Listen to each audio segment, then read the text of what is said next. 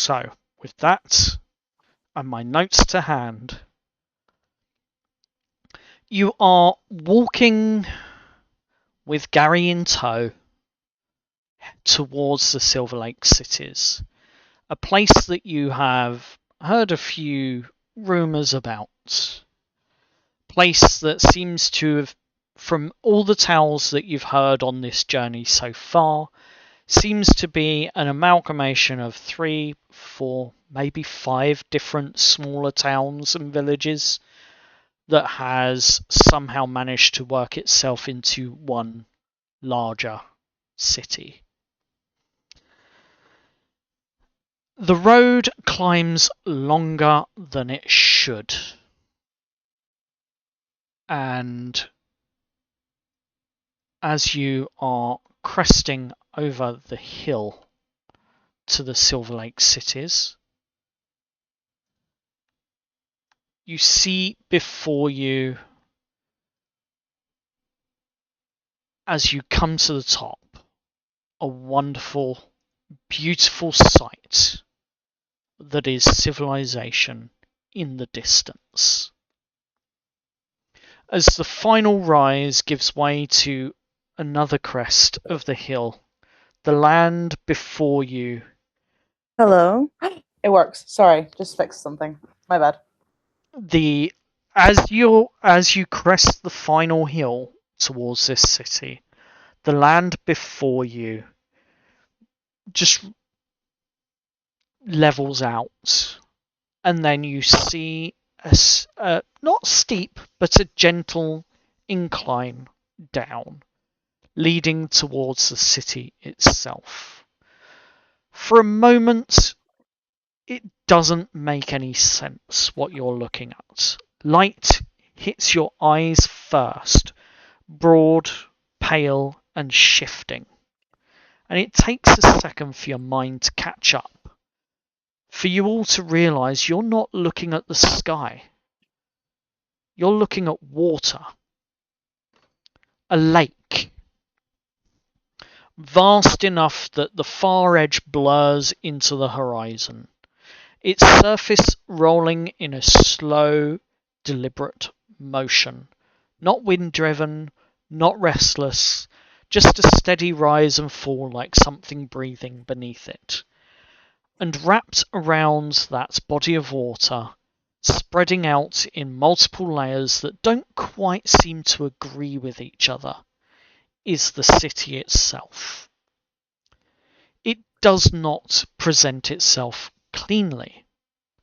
Your eye catches the docks first, long timber stretches reaching out into the lake, crowded with boats and barges that move with quiet purpose. As we are walking towards the Silver Lake City, can I cast a spell? You can if you wish. I'm going to cast Find Familiar. Absolutely. But your eye catches the docks. It's crowded with boats, fishing trawlers, and seemingly barges of some kind that move, each with quiet purpose. Nets hanging, drying between posts, and figures at this distance, more like ants, in your line of sight, because it's still quite a distance. But nets hanging, drying between posts, and figures moving along the piers, just like ants hauling, trading, and working. And then there's the buildings behind them.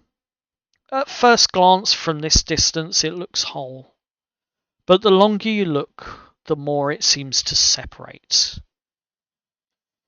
Sections where the streets run tight and uneven, rooftops pressed close together as though they've grown that way, giving way suddenly to then wider, straighter lines that speak of something planned and something imposed.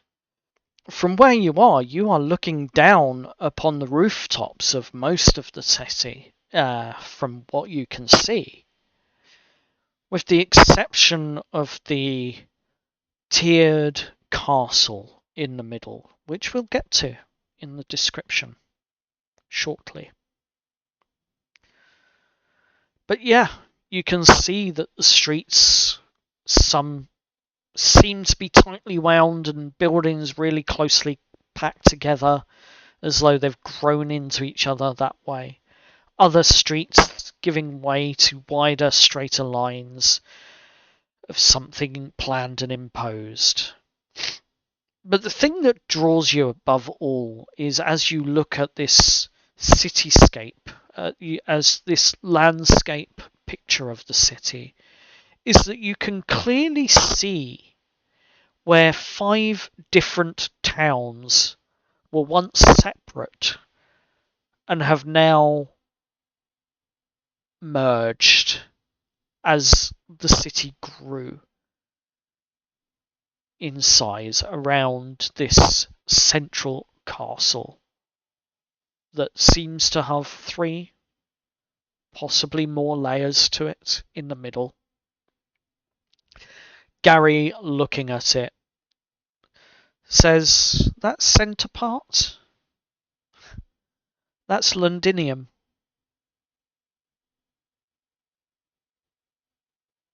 Londinium? Yeah. That's just outside of Londinium is where, in Cinderfall, is where the Royal Smiths is that my family owns. We'll get there. Just might take a bit of a trek through the town. That's all.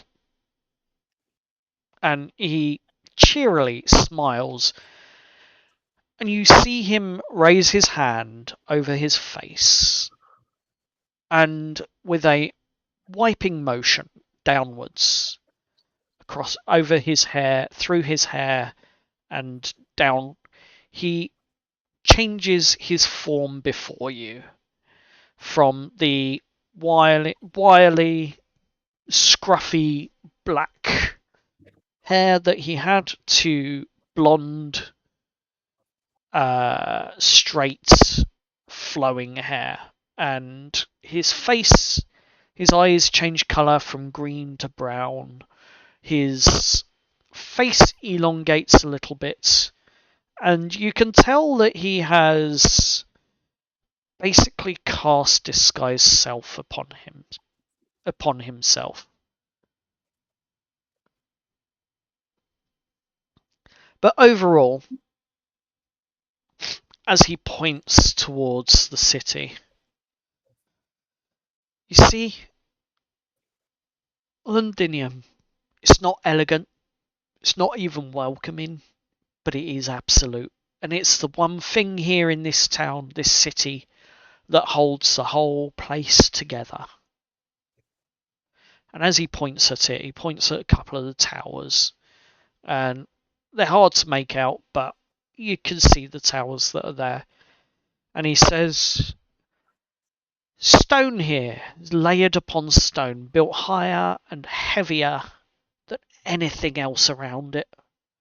Every street and structure, if you look carefully and you follow the beat and the rhythm of the city for long enough, you'll realise it all seems in some quiet way to lean towards the middle, to lean towards Londinium. But one thing I will say is, whatever happens in the Silver Lake cities, you can almost be certain that someone somewhere is watching, keeping an eye open. Whether it's the guard, whether it's the people, it's a city. Mostly people keep themselves to themselves. Regular trade, that sort of thing. Day to day working. Friendly customers, friendly faces, all smiles, but from what I've learnt, being in this town for about 15 years now, everyone's out for themselves. Rich get richer, poor get poorer. You know, same old story everywhere. Well, it's a good thing we got some aerial support then. Huh? Steve points to the snowy owl that's perched on his shoulder. Oh, This is my familiar Barnaby. very well. That's awesome news. I don't know. Might come in useful. Especially if you want to keep an eye on where you're going in the streets in the city. Probably a good thing. Although, aren't owls mostly out at night? Yeah, I'm aware. Yeah, fair enough. And you carry Since on we walking and talking.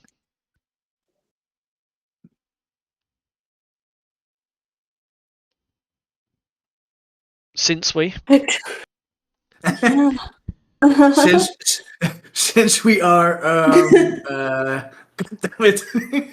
Since we are herding animals now, I figured we might get some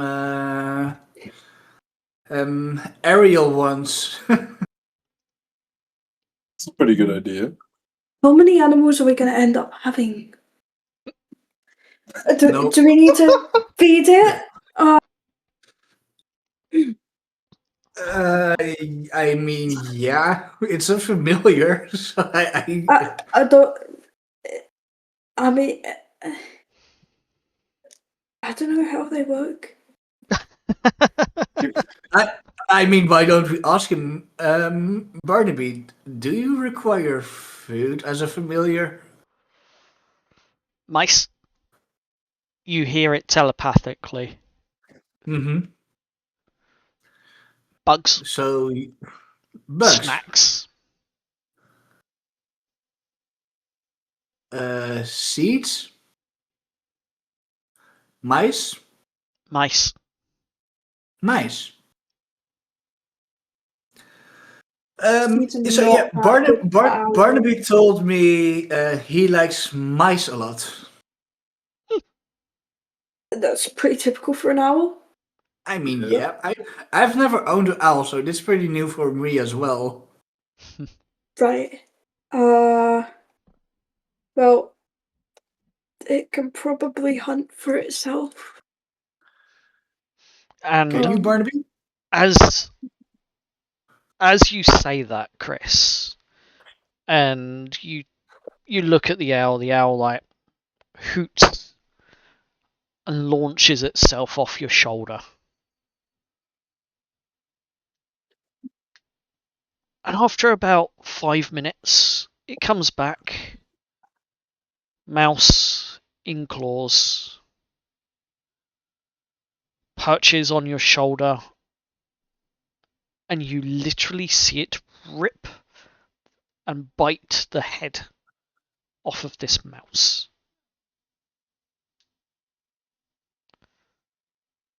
Nice. Self-sufficient, very Yep. nice. Nice. But with that, you continue moving towards the city.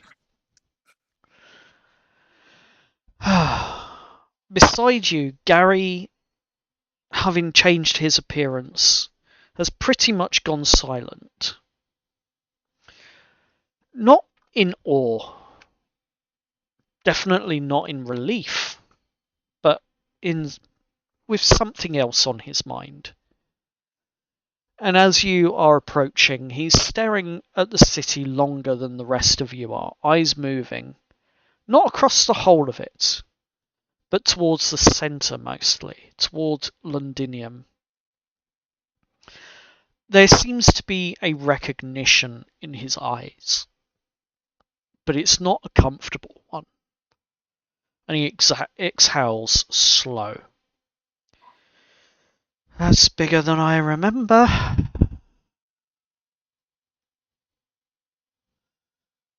His gaze drops, scanning the outer districts, the roads, various movements, measuring. And they've expanded again, pulled the outer towns in tighter, it seems. The last time I looked at this view was maybe 10 years ago. Right. And without looking at any of you, he says, when we go in, just don't use my full name, please. Unless you really, really have to. And then he looks at you all, this time, not panicked, but very serious. And if anyone asks, there's a moment of hesitation in his voice. We just met on the road. That's all they need to know. And then his eyes drift back to the city. The rest can wait.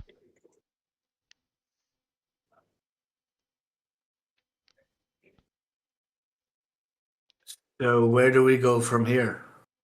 I guess you'll be following me in. Nothing like a local that knows the town, eh? That's fair. Lead the way, friend. And he looks over at the others in the party, in particular Jamie. Sorry, Aspen.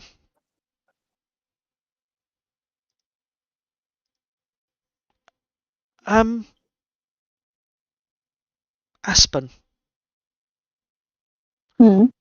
would you mind walking up front with me? I'd feel a bit safer. Okay. Thank you. And Gary then leads the way. The descent towards the city is slow enough that details begin to fill themselves in. At first, it's just the road and open land. Then a single building appears off to one side, set back slightly. A farmhouse, worn but standing, its walls clearly patched where time has taken its toll. Further on, another. Not quite the same. Then another. Then another. The spacing between them shrinking as you walk down the road. A shed becoming a workshop instead of a barn. Barns becoming homes instead of workshops, instead of sheds, and other assortment of buildings as you near civilization. The road widening just enough for you to carry more, just enough to carry more traffic in and out. Carts heading in and others heading out, wheels cutting deep lines into the dirt where countless others have passed before. There's no wall at this point. There's no gate. There's no real clear point of crossing from the rural countryside into the city. But it's sudden. The shift is subtle, but just as sudden. And you're in the city itself. And it settles over you quite quickly. Buildings are pressed closer together, rising higher and leaning inwards as though the space between them was never meant to hold this many people. Timber frames sit beside newer stone, which in turn gives way again to older structures that seem to have been built before anyone cared about straight lines. And the road bends more often now, winding, not sharply, but just enough that you lose sight of what lies ahead. People moving through the streets in a steady and constant flow, not crowded, but not rushed, just continuous. Everyone seeming to know where they're going and no one seems inclined to stop for long. Voices drifting as you pass, dipping slightly as you draw near, and picking up again behind you. Not out of fear, more out of awareness. The scent of the lake reaches you here. The cool water, damp wood, the smell of fish carried faintly on the air, mixing with something heavier, like smoke from forges, hot metal oil work that doesn't stop. Somewhere deeper in the city, you hear the bells toll from various churches as the hour passes. Hey guys, before we continue, should we maybe cast another alarm on the bugs? No, Eh, Gary looks No. at you. I don't think that's necessary. It Well- sounds like a pretty good idea to me. Why wouldn't it be necessary? Inside check. Inside check. Roll an insight. Bruv. Roll an insight check. Roll your insight check, please. I will happily. Can we all do it? If you want. Not us, 15. Gary. I'd also like to I roll one. can't. I don't have access to my character sheet. 19. I mean, God damn it. sure, I will. Me, Like, 1+0. Pretty Hell yeah. We got this. Hell yeah. Hell yeah. Hell yeah. I've yeah. Wait. I seen didn't line enough. roll. You don't need to roll anymore.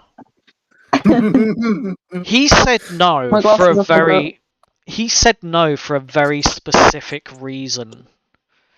And as you're watching him as he says this and you all instinctively look slightly shocked at his response, you see he's not looking at any of you.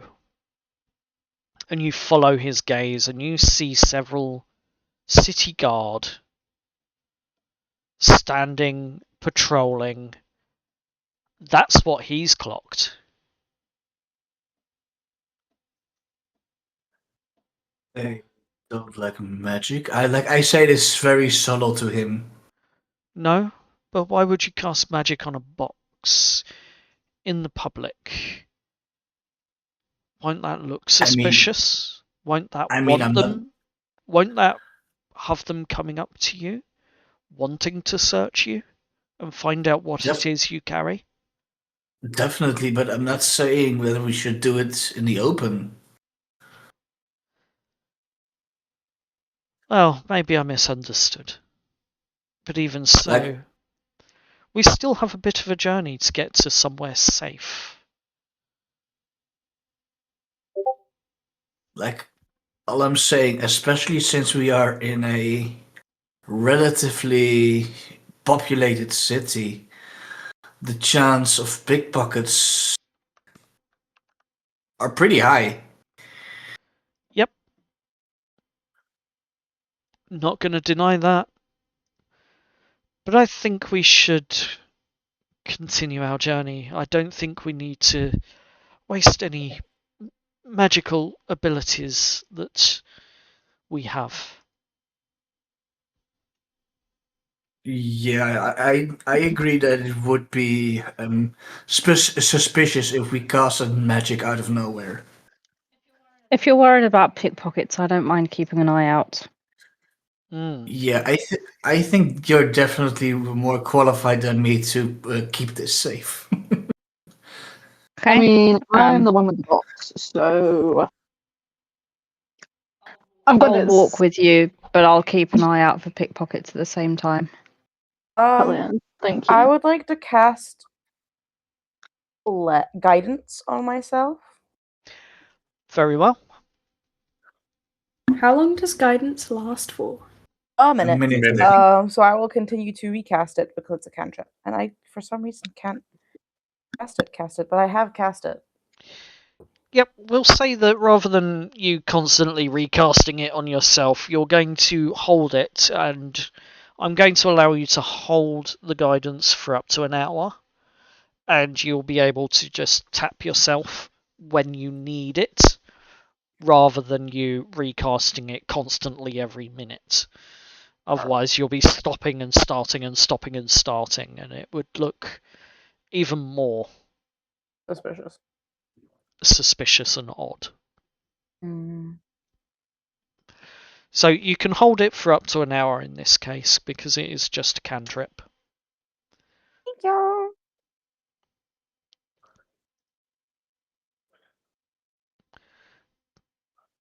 By the way, that bell, that's the 4th bell of the city.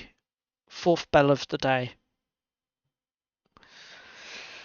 So, it's going to be 1 more hour before the sun should be at midway. These are terms, these are terms, Osiris, that you're familiar with. You've been hearing the party talk about the hours, more the hours and days, but you are much more familiar with the timings of the bells, like the 4th bell, like the 1st bell, the 2nd bell, the 3rd bell, etc. That's normally marked by the churches and the bells ringing, and with various sundials that are normally in the church areas out the front, where some of the priests or the clerics of those churches would keep an eye on it and signal for the bells to be tolled as the sun draws round. But you notice that through all of this, Gary is walking slightly differently. It's subtle, but it's there. And as you're following him through the city, he's no longer just keeping pace. He's watching. His eyes are tracking movements at the edges of the streets, guards at the corners, the way people step aside or don't. And at one junction that you're coming up to, he slows slightly. Not enough to draw any attention, but just enough to choose the next turn carefully. And you hear Aspen, you hear him mutter, "No, not that way." It's almost under his breath, but it's loud enough for you to hear it. He doesn't explain why, he just shifts direction.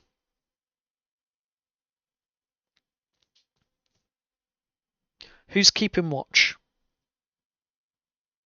Jess will keep watch. She's from a big city, so she knows that big cities are full of thieves and pickpockets and things. Roll me a perception check then, please. Laura would also like to keep watch. She's from America. Absolutely. Roll a perception check for me as well. Be a 22. Oh, that's plenty. On your 22, you see what Gary saw. A pair of guards standing further ahead. And for Aura, on the 20, you see exactly the same thing as well. Okay, slay. So, a pair of guards are standing further ahead on the road at this junction where he was originally going to be taking that path. And instead he's turned left. You see they have some shining armour. It's almost as though it's ceremonial rather than worn or useful in any means. And on the shoulders you see a familiar lapel, a familiar pin on his on the shoulder pads that they're wearing, and it's that of the Black Glass Writ, the hunters that were looking for the black glass shards. They don't seem to be moving. They don't seem to be aware of you. But you notice them, and you notice that.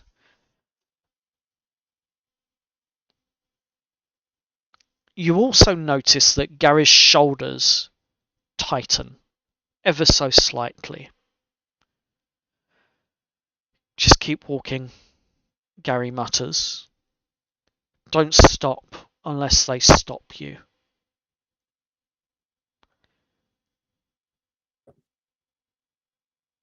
And he heads down that left turn of the junction, and you see ahead of you another couple of guards that he was referring to. He doesn't look at them. He doesn't even acknowledge them. He just continues walking, expecting you all to do the same. Laura will follow pursuit. Yep. Yep, Tess will also follow. Guards, as you all pass, glance your way briefly. Nothing more. But it lingers. Just long enough to be noticed. And then they turn to each other and carry on their patrol route, walking away from you. You see Gary's shoulders loosen once more. As you continue on your way towards Cinderfall.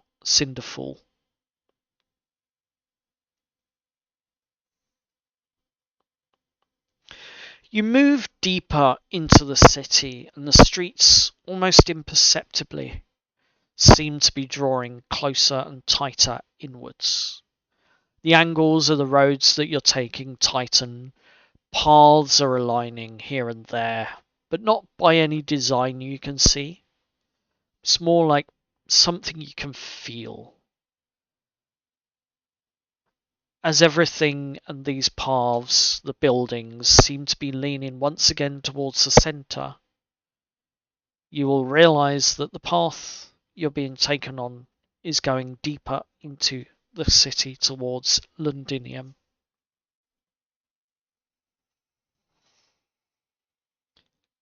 Gary exhales once more, this time quieter and more contained. And he turns to you all and says, well, once we're further in, we'll have some options. Just not out here yet. What do you lot wish to do?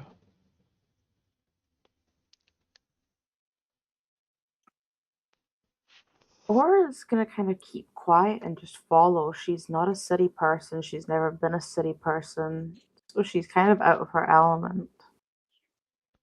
Mm-hmm. Cyrus? He looks like a deer in headlights right now. He's just following the group. He's not used to huge cities. Fair enough. Chris? We're here. I don't know. I'm keeping an eye out to see if there any like buildings and shops and things seem to be like interesting. Because I know that before there was that one shop that was mentioned in the Silver Lake cities that could have been linked to everything. Now that's a recall. And I wanna it was like what the Cambridge something or other. Taylors of Cambridge. Yeah. And I want to keep an eye out for that and like any other places that could be interesting while we're going to wherever we're going. I don't know where we're going, you guys. No. Neither do I. And on that Same, we're just following. Yeah, you're just following at the moment, and Yeah. I'm trying to find the ping tool. Give me 2 seconds. That's select. Is it under the? No, it's not there. Where's my ping tool gone? You can double click Oh yes, I places can. that it pings at. Right now, so you would have come in on. I'm just going to use the draw tool. Okay. So you would have come in from the road to the south here. Okay. And right now you seem to be somewhere, after all the twists and turns, somewhere over this way. Just gone past that junction. Okay. You don't know this, but Cinderfall isn't just this area where it's labelled. Cinderfall actually, and I'm going to do this in different colour. Cinderfall, yes, choose. Cinderfall also covers this area up here, right up Okay. to the wall. You don't know exactly where you're going, but you're going to be heading in that direction. In general. Okay. There are some very interesting shops and things at the moment. You're in Brackenford, and this town seems to be very heavily focused on the fishing and farming aspects, with the outskirts that you've passed being more the farm shops and farms themselves, residential for the farmers and those working the fields. The streets are narrow, and most of the produce in this area seems to be organic and natural from the local area, from the local farms and the fish and that's been caught and brought in. At the moment, you're not on the main street, as it were, but you're just off the beaten track, so to speak. You're following the main road, but you're following the main road via the back streets that Gary knows quite well.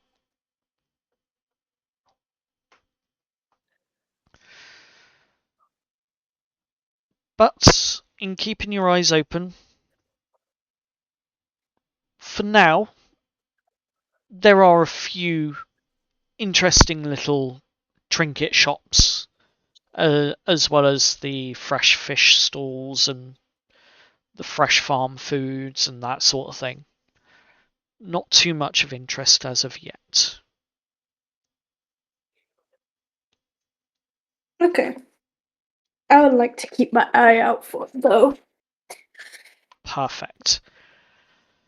Steve. Yeah? What are you doing at this moment as you're walking through? Yeah, I feel like at this point Steve is walking with what's his name again? Jerry or something? Gary. Gary. Yeah, or Garantha is his full name. He walks next to him and say, "I've got a question. Oh. Yes. Would you happen to know if there's any smithy in the area?" He chuckles slightly.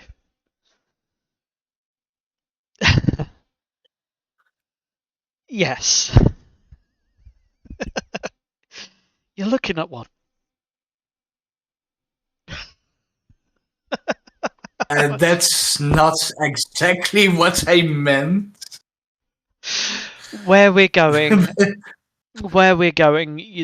there are a few to choose from. Yeah, I need a place where I can possibly buy a longsword. Oh, there's plenty of shops and smithies around. We'll get there. You don't need it quite yet. I assume. I hope not. Good, good. Yes, well, let me continue. And he turns and he looks up. And as he does so, he says loudly, "Well, my dear guests, let me continue the tour of the city and show you the various sights." And he's saying it rather loud and deliberately. Jess, what are you doing at this moment? I'm following and keeping an eye out and looking because it reminds her of more like York, I think. Mm. So she's like looking at all the kind of sights and sounds. She I don't think she needs any weapons. She could do with a few more arrows though, so might have to go to a smithy with Steve to get some more arrows. Fair. Aura is looking for a pet shop. Pet shop. You want a Because I butcher's? just had the realization that I don't have anything for Milo. Oh no. So I need to Milo, go to a pet shop. Milo's following happily along by your feet to heal, as though he's been very well trained.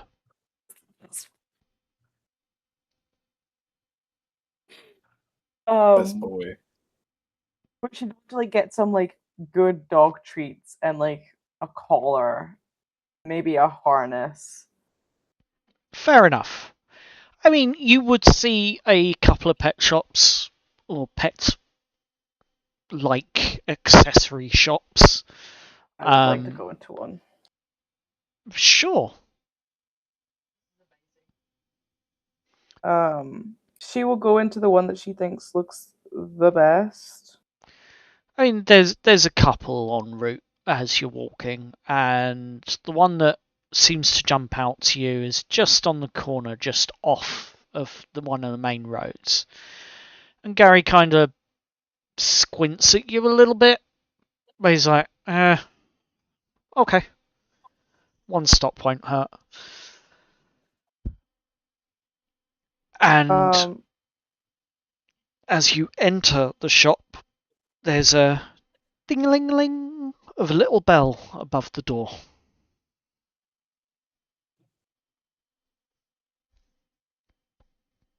She kind of like walks in and she kind of has Milo follow her in, and she's like, "Hi, hello," and she'll kind of like look into the shop. As you look into the shop, you see rows of what appears to be freshly packed dried meats on one shelf. A bit like jerky, a bit tough to eat, but more like the offcuts rather than actual meat from a butcher's, as it were. And you see it packed and stacked on the shelves. You see a couple of other various accessories like soft chew toys and things like that, but not much else. There are a couple of leads hanging off of one of the walls. She looks to the storekeep. Pardon me and my yawn. She'll look towards like the storekeep. Is the storekeep there?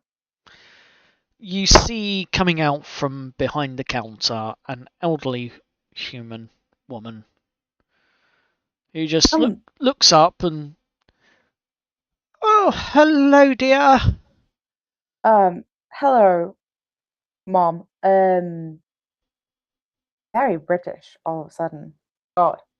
I was kind of wondering if there were any shops I could get like a harness for Harness? this guy. And she reaches up and she pulls her sort of half-rimmed glasses down her nose slightly and looks over them.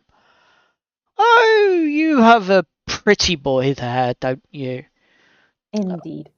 We're adventurers, and I kind of Do you want to keep him want on a short something. lead? Correct?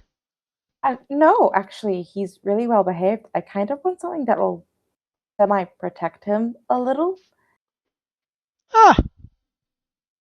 Oh, I see. Dog armor, if you will. Yeah. You probably want to go to the tannery for that. Alrighty. Uh, Do you have any small treats I could grab treats. for him? Yeah. And you see Milo's tail wagging at the word, as it were.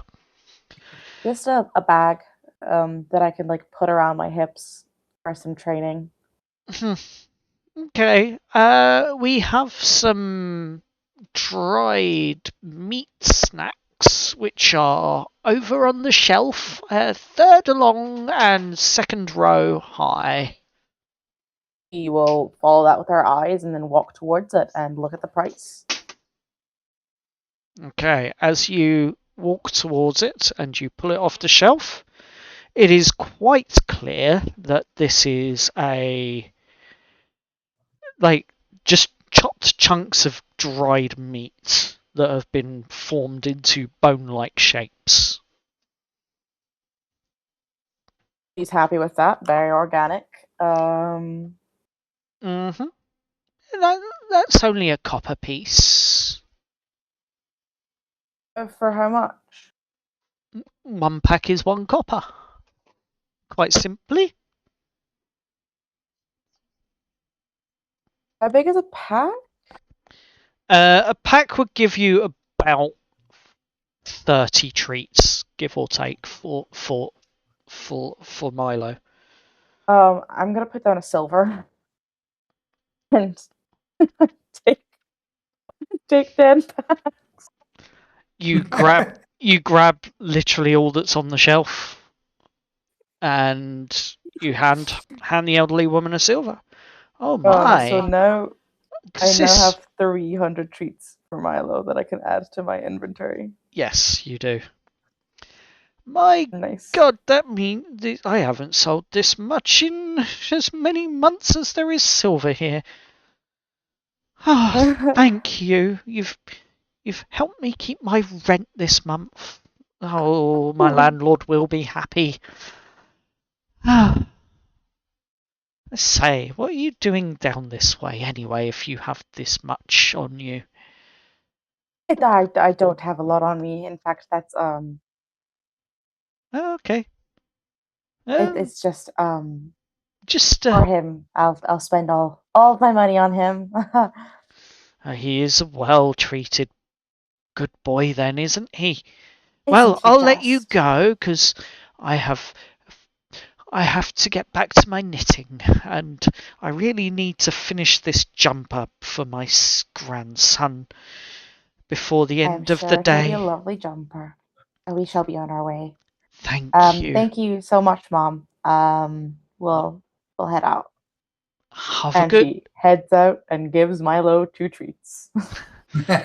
Milo snaps them up.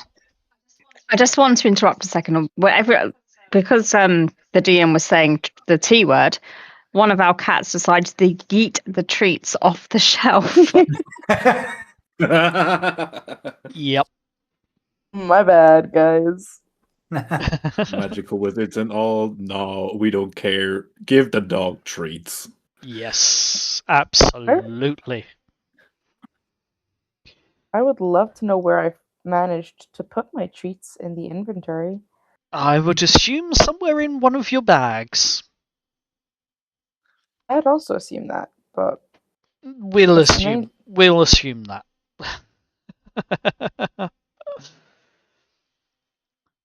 Gary, Well, sorry, go on. oh, go ahead. Oh, I'm gonna say, all while this is going on, Steve is petting Barnaby under his beak. Uh-huh. They give him a little scratch. Yep. He's kind of interested in these dried treats, though. Not gonna lie. And he tells you as much. Hey, Aura. Yeah. How much of these streets do you have? 300. Could I possibly get a few for Barnaby? I can give you like 8. Woo! I'm not doing owl What? noises. Come on! Barnaby, you seem awfully quiet. This is Yes. D&D, people. Gary, after this exchange, and Barnaby kind of takes one of the treats, gives it what appears to be as much of a sniff as an owl can give, and chomps down on it. But instead of actually eating it, he's just sort of holding it in his beak, almost as if it's too rude for him to let go of.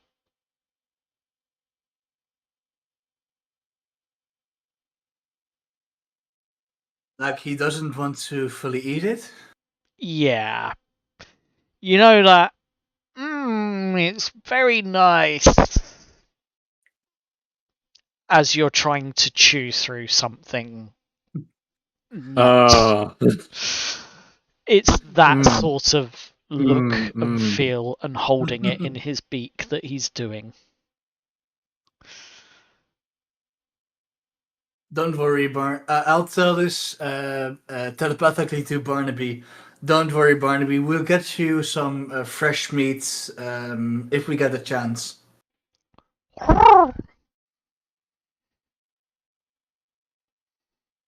And That's me then, already down to 290, guys.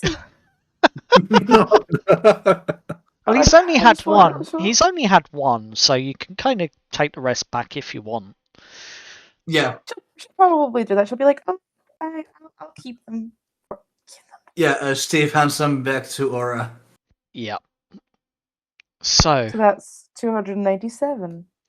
Gary looks around at you all. I think we need to get moving again, he says semi-nervously. But he explains, we're not going to be going straight to my home. We're going in directly there for a reason, and it's probably because they'll be expecting us to turn up at my smithery, at the Royal Smiths, Goldsmiths, and my home. So we're gonna go and stop off at one of my aunts first. I hope you don't mind, if that's okay. No problem with me. Sure. It's fine with me. Brilliant. But as you continue walking, 2 guards from the corner of the junction that you spotted earlier seem to walk past you all again. A second time.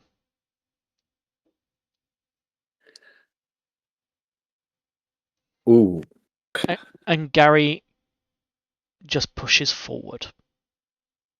Once again, ignoring them, not I'd like paying to them any insight. heed. Oh. You can make an insight check if you wish. Can I also join in on the insight, Okay. but instead of... I'll do an insight. Let me hear Can I Omega. use- Can I? Sorry, can I hear Omega first? Stop talking over each other, please. Can I use smell instead because of my subclass? that I picked? will allow it, yes. Chris. I'm just gonna keep walking. Okay, Lou. I'm aware that they're the same people, but I'm not gonna I assume that they're bad anyway. Okay. I'd like to insight both the person we're following and the guards, if I can. Gary and the guards. Okay. Yes. So is that 2 insights I need to roll? No, it'll just be the one. That's a 19. The two guards seem to be taking an interest in a group of strangers that have entered the city, i.e., you all. However, they're not saying anything at this moment or doing anything other than clocking you and moving on. Gary is very much head down, almost as if he's a part of the city, still with his disguised self up, moving at a busy pace, as though he's got somewhere to go, but it's not too urgent that he needs to be there. That typical, I'm just on time, but I do want to pick up the pace type swagger and walk about him, as you would see from other city folk. Something that you recognise, Jess, quite readily. Yeah, Jess is well aware. She's gonna keep quiet, but she knows the guards are sus. Fair. Osiris, on your insight check, when you are sniffing the air, as it were, you manage to find yourself. Hold on, sorry. You manage to find yourself catching their scent. There's a hint. Okay, we're back on. Sorry. You manage to catch their scent, and within their scent, you manage to catch a hint of intrepidation, as it were, as they're moving past. Okay. Okay.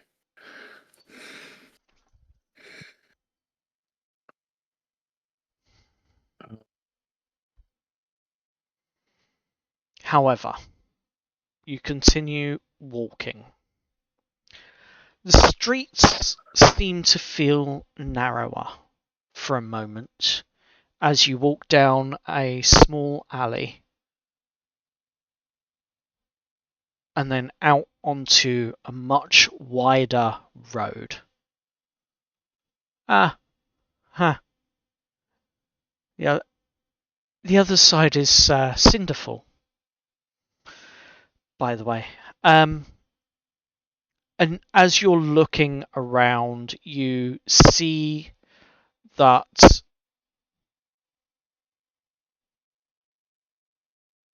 the town itself now, this wide road is now one big, long main road. It's straight, gently turning towards Londinium as you look up the road and heading down towards the docks. It's more cobblestone and brick roads rather than anything else. Sorry, who's making noises? My bad. Sorry, I forgot my keyboard. Thank you. Strong brickwork and cobbled roads, sturdy underfoot, and the houses on the opposite side look like they are, and the buildings, some of them still of the old style of buildings, but a lot more of them have been made of masonry compared to what you've just been walking through.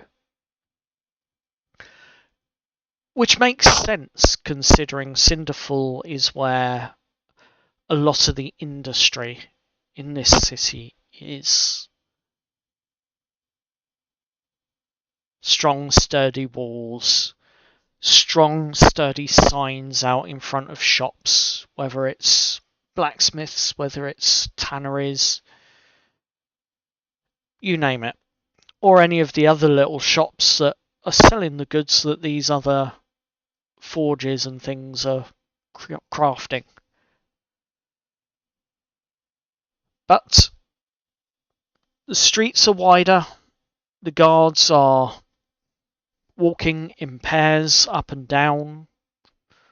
Not too many, but enough to be noticed.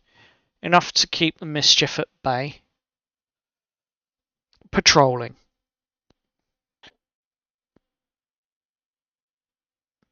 As Gary takes you into some of the side roads and around through paths that none of you could ever hope to remember, where some of them meet the older town. And it's around about this point at one of the wells that Gary stops, looks over at you, think this should be quiet enough.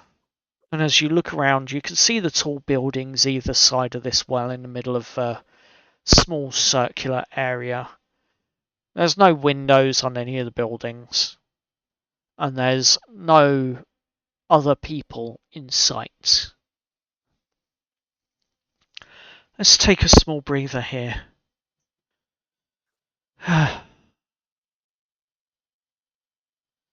Should be fine for a few minutes. And he lowers the pail that's in the well.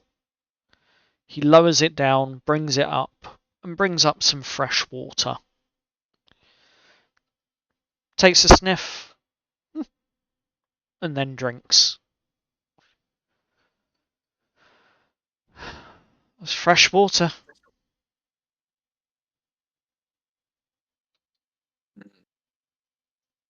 Do you guys think the guards are weird here? Huh. Weird? They're not weird. I mean, they're just normally following instructions to the letter. Which can sometimes seem weird, Gary explains. I think we've just been profiled as whatever they deem weird, I suppose, and like not normal around here. There's So a they town decided we're like going to this. stalk.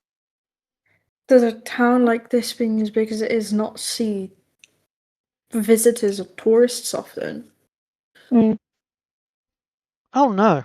We often get many different walks of life coming in and out of the city. Whether it's traders, merchants, you name it. Like, we get all sorts drawn in. So they just don't like us.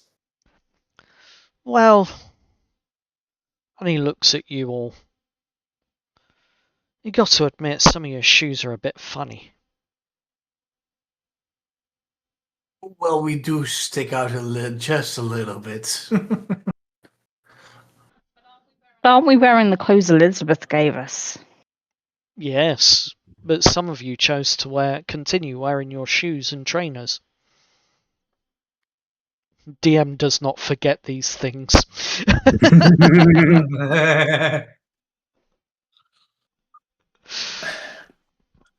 I mean, what I mean is there weird smell of trepidation around here. It's odd. Well.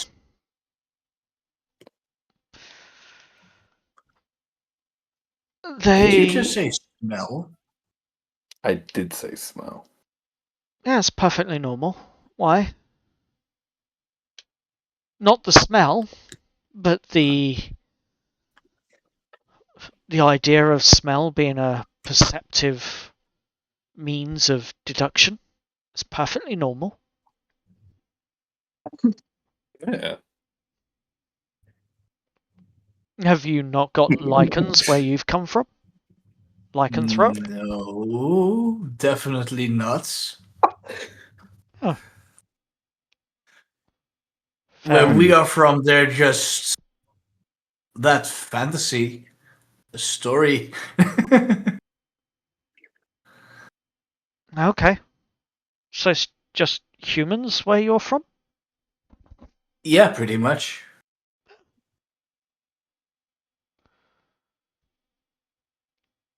That'd be Mhm. that'd be interesting to see. Just gives him a look like you don't even know the half of it. You don't know the half of what I've heard.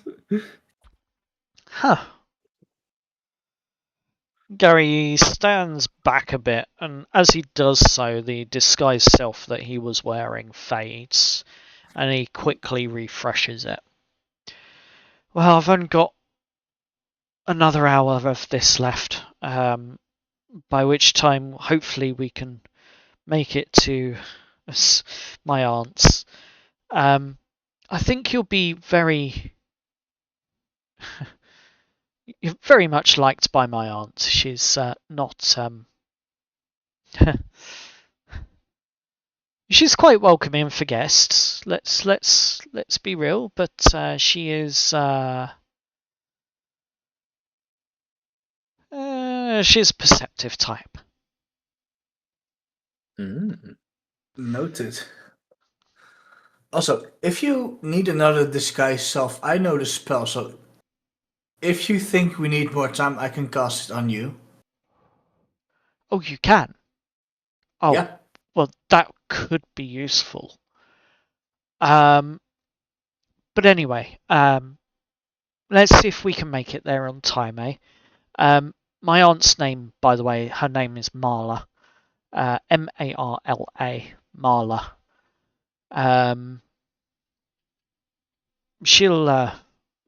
She'll give us bed and board for the night. And just as his disguised self fades and he puts it back on himself, you hear the bells chime once more. This time, it's a full minute of ringing from various different churches around the town, around the cities. Midday. Probably a good job considering the sun's beating down on us that we've got this convenient well to drink from. But I will warn you, the smells only pick up from here.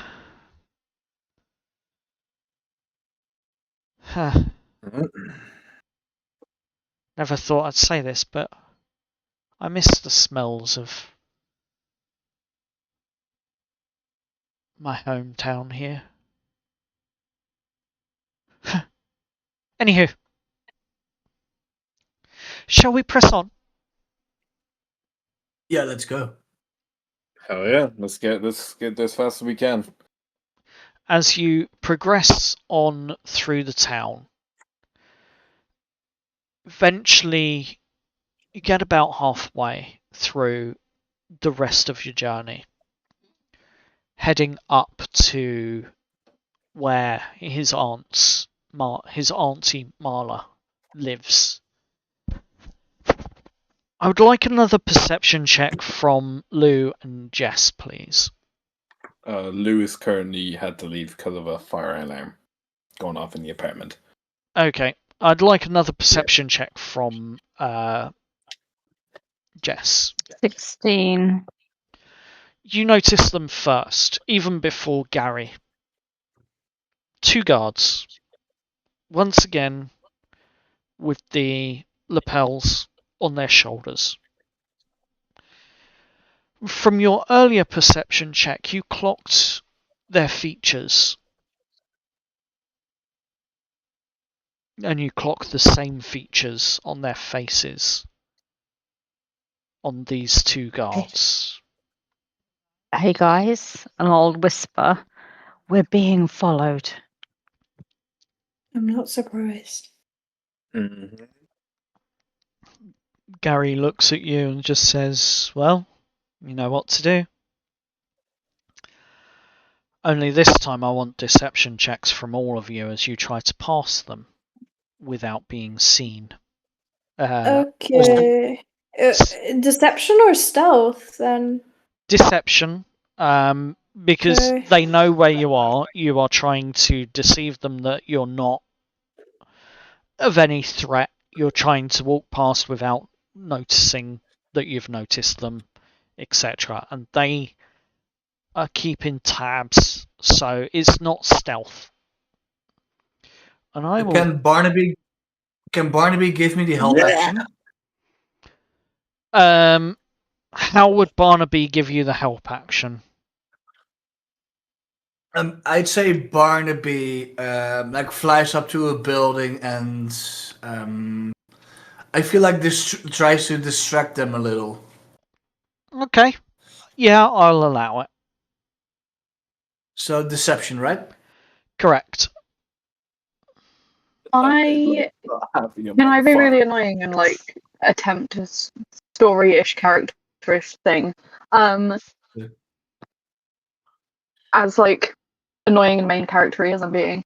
I feel like Aspen would probably Aspen at this point has now realised that these same guards are still here again, and I feel like she's getting a bit pissed off. So I feel like maybe she's having a tough time pretending like she's not realised that they're following us. Okay. I don't know. I'm like giving myself. I don't know. I would feel like she would. I don't know. Struggle at deceiving. Fair enough. I will allow a disadvantage on that roll. Sick. Thank you. It's not often you have your players asking for disadvantage. I just feel like character-wise, sick. Great, cool. I was Thank going you. to say, in that case, would just get advantage, being that she is from London and knows big cities and knows how to avoid stalkers and everything else. Not in this circumstance. Dang it. Okay. Join me in the club and down below. Aspen. Hello. Everyone else passes their deception check and nonchalantly or without drawing too much attention to who you are, you just walk past without saying anything, without looking, without clocking them directly. However, you, Aspen, the two guards stop. There's a nervousness about you. They can sense it. Or at least that's how it seems. And they stop you as you try to walk past. What's your name? And where have you come from? Aspen, and we're visiting. What was that last one? We're visiting. Visiting who? The town, the cities. Are we not? Is it not allowed? Are we not allowed to pass through? Do you have something that you need Yes. to ask of us? Like, why are you? We've seen you kind of. Jess would. One at a time, please. Like, you're not slick. We've seen you stalking around. Like, well, I have at the very least. I don't know about everyone else, but Oh, so you think you've seen us a few times following you around? Well, I think doesn't help that you lot have got a dog off the lead. Okay. Which technically should be a fine, but if you're just visitors, I'll let it pass, but promise you'll get a lead on him, won't you? yeah, you couldn't stop us the first time to say that. You had to follow us instead and be weird. Well, we wanted to know if it was well trained or not first before we made any decisions on whether you were going to get a fine or whether you were going to be collared for a dog behaving dangerously. Turns out you got it well trained, so for that you got my respect. But you do need to put it on the lead, and we're just letting you off lightly with warning here. So, but Aspen was it? Aspen was your name. Yeah. That's right. Cool. What town you come from?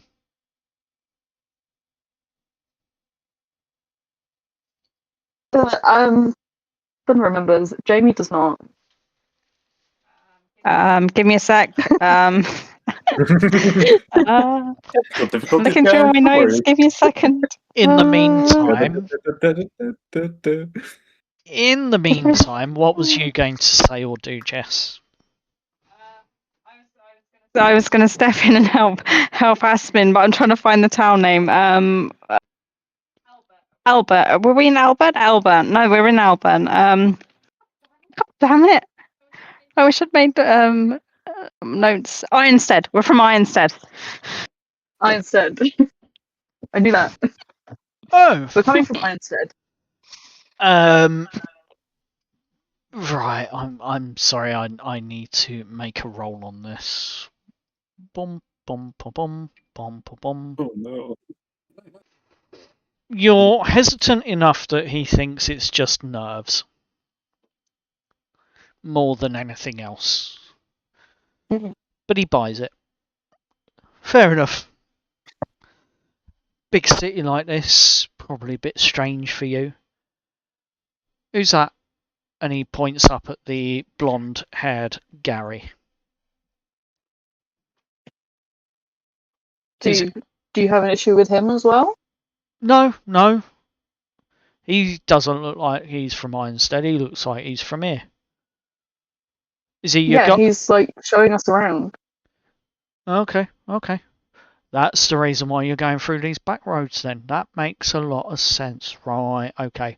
Well, tell your friend with the dog to get a lead on him. And we'll be on our way.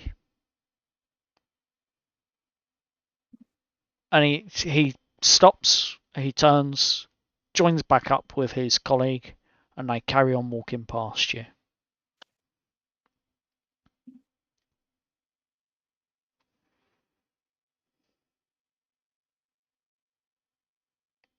As they go around the corner, you see Gary breathe a huge sigh of relief.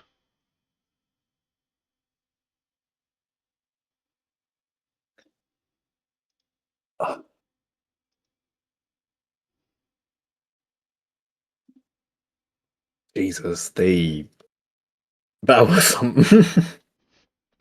People like that. Mm-hmm. Don't like the big cities. They suck. That's why I moved away from London. Yeah, you get used to it. Completely lying out my ass. And then I moved out. Chris moved away from London when they were 5 years old.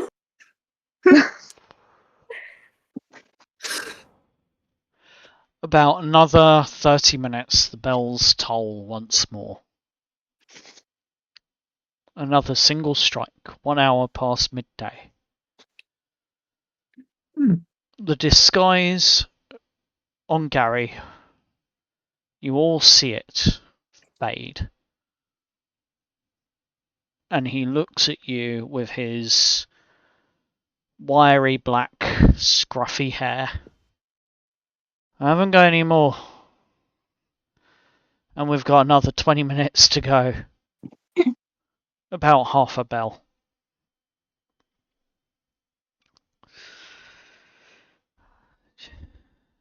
And he looks over at you, Steve.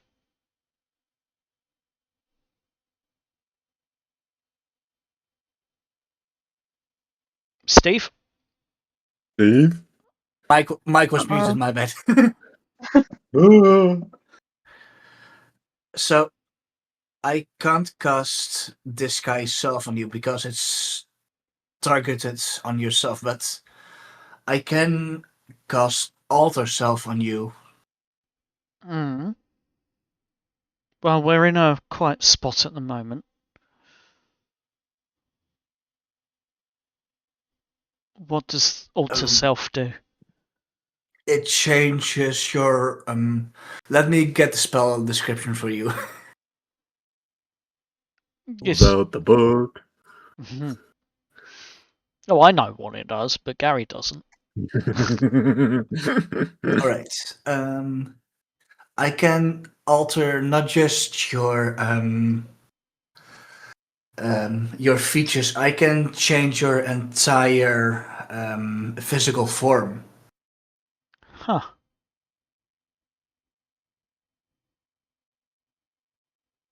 Alter self. I mean, how long will it take? I can just cast it instantly.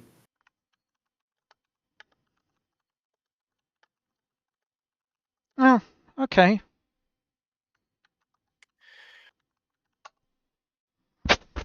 And For the record, I am. I've just opened up your spell list and I don't see it. You have not equipped it. I'm pretty sure I did. I can see you didn't. Huh. Then I don't have it. Oh no. Isn't yeah, Alter Steve. Self a higher level spell that you have than you have access to at the moment? No. I have access to it. I just forgot to equip it.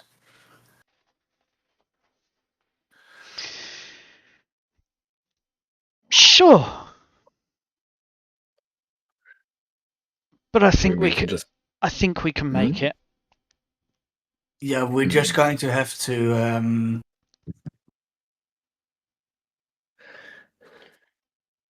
go there as fast as possible. Maybe put a hood over your head.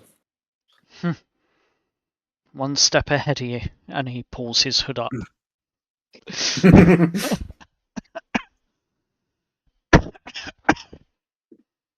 Yes.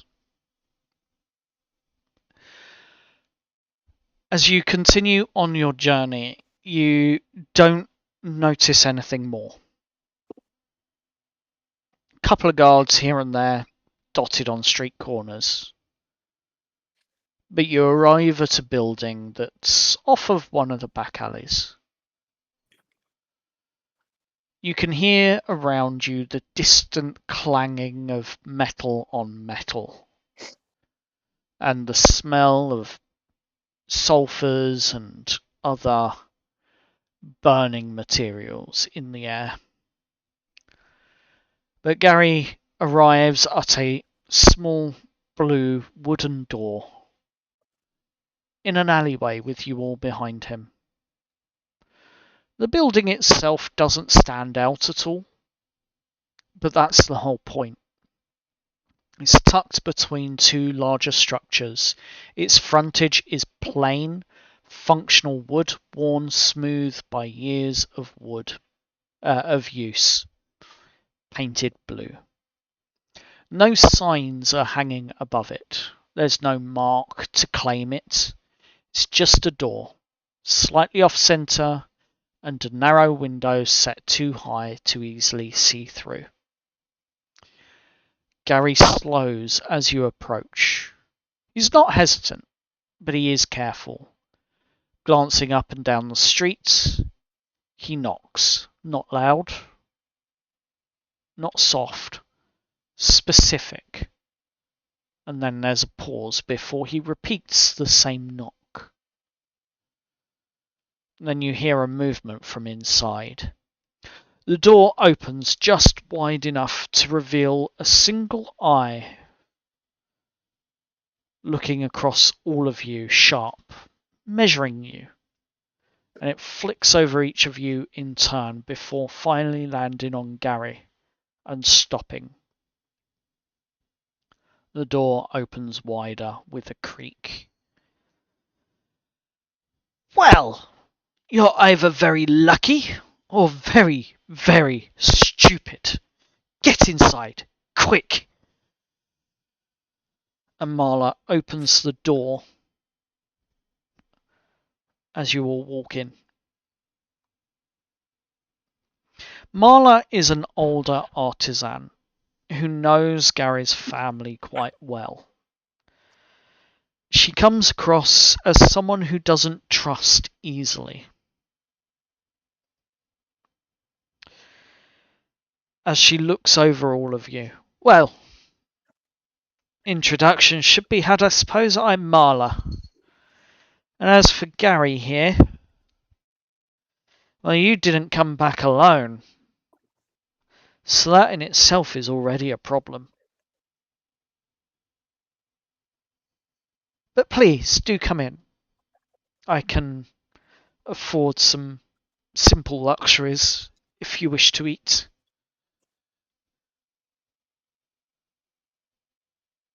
Yeah, Steve walks in and offers Marley like a hand.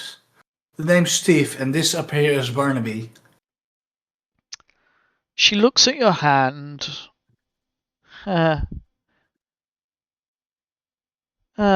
Magic user. Yeah. Hmm. That's very perceptive of you.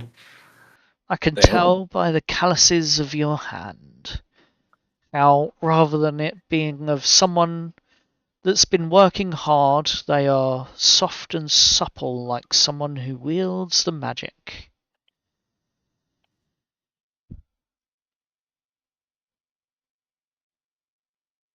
Intriguing. She is Steve, you say? Nice Yeah, to that's meet you. nice. Just no fireballs in here, please. It's hot enough with the furnace. I don't know that spell. Oh, good, then we're safe. Wonderful.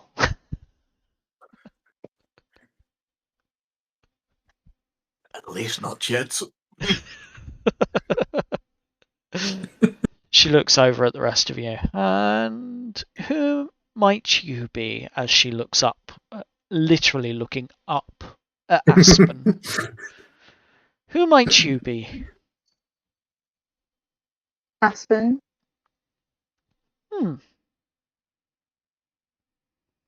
An uncontrollable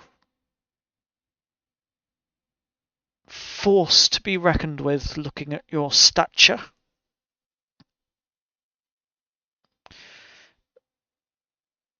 What might your skills of persuasion be? I hit things. An uncontrollable force of persuasion. Very good. And she looks over at Jess. I'm Jess. Nice to meet you. It's good to meet you too.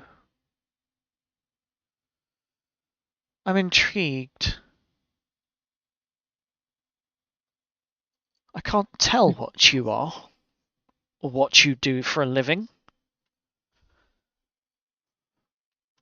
I help people work through emotional problems.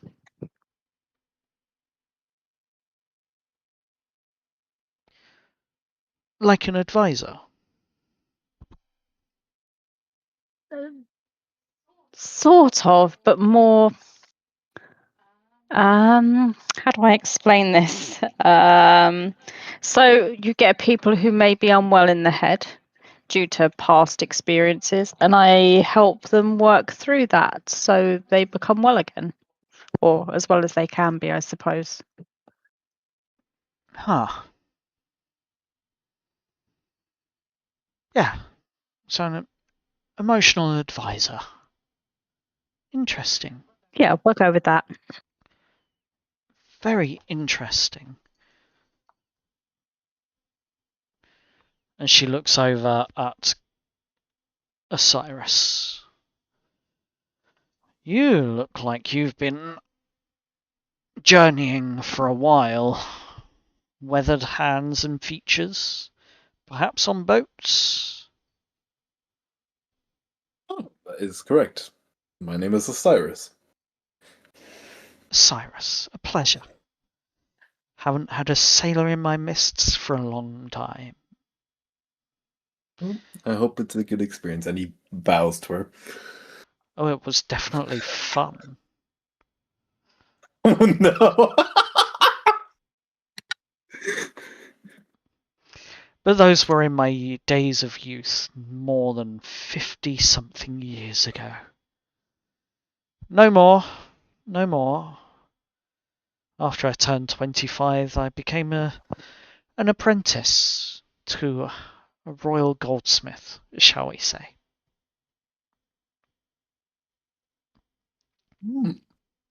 Pretty successful. Yes, I would say so. Now you're an intriguing one, as she looks over at you, Chris. You have a raw energy about you that you don't seem to be quite in control of. Bugs, I guess. What are you? Who are you? Chris. Strange name, but okay. Cheers. I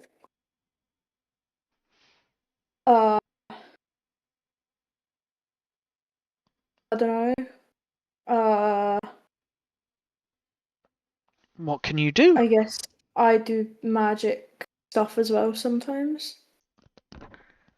Fair enough. Can turn into a bear. Ah, a druid. Pretty cool bear. Following the ways of nature. I suppose. Well, at least I know who I have in my midst, and I can see this young lady here who introduces herself as Aura to Marla. I can see you have the glow of divinity above your head. For the record, I should say I was cursed with a perceptive sight, shall we say.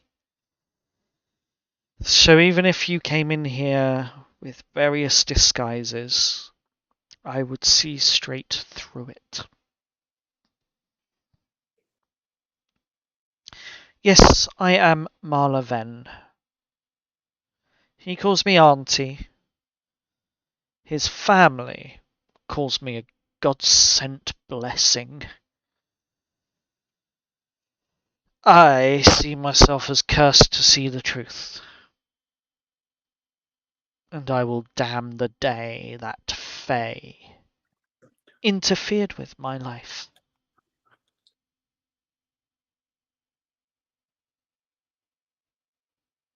Wait, you mentioned Fae? Yes. As in fairies?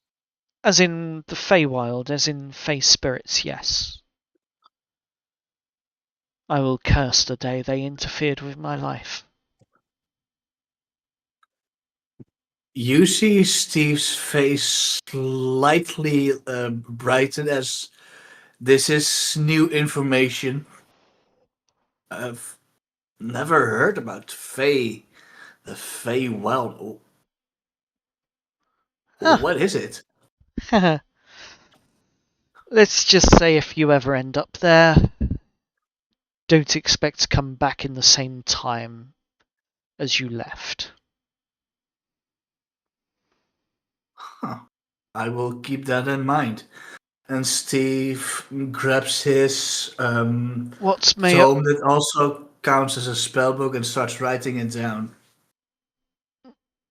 just to let you know, what may appear to be only a couple of days can often turn into a few years. And if you're really unlucky, a week could turn into a century. Time shifts in the Feywild. And I was unfortunate enough to get lost on a misadventure. Wait, so you're saying this Yes. is like a total different dimension? That's one way of putting it, yes.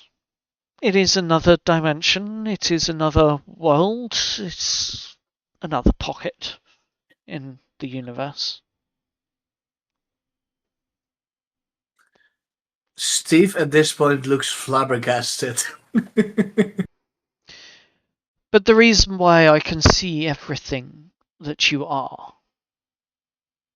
and tell things about you, I feel it's only fair that I can see straight through your lie. To tell you, I can see straight through any lies or deception. I might choose to ignore it, or I might call you up on it. But it is just a part of the curse that was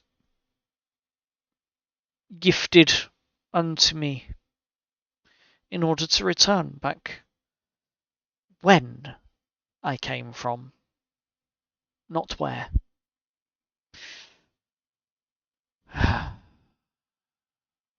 So I apologise if I was a bit forward to you all. I can, however, tell that none of you mean any harm to Gary. No, in fact, we helped him reach here. Yes, you did, and for that I am grateful. But what of his parents? As far as we know, they are captured, I think? Gary nods. Yep, captured. Thought it was bandits at first, but it wasn't. Oh, Aunt, have you got any of that fine grape juice you keep in the cupboard? I could really use a drink. And he wanders off to what you assume would be the kitchen. Before Marla could even answer. Marla looks back at all of you. Let me be candid. I was already aware that they were going off on a mission to collect and deliver something.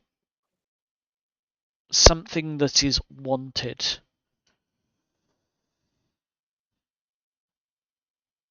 Coming here, though safe for the night, won't be for long.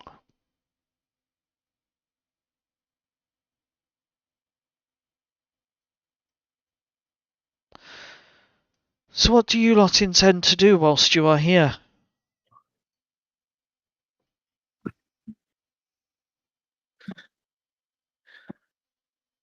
I think most of us here honestly looking for some answers towards stuff, if I get that correctly. He looks at the group. Amongst Yeah. other things, yeah. Very well. This is our one kind of place for a lead that we have for something that we're looking for. So Ah. So it is a lead. It is information that you are after. Perfect. Come, grab a seat at the table, and she points you into a dining area with there's about 6 chairs that are sitting around this table, and you see Gary perched on one of them with what appears to be a red wine in his hands and a bottle on the table. Would anyone else like some grape juice? no I'd love one. thanks. He pours all the glasses regardless.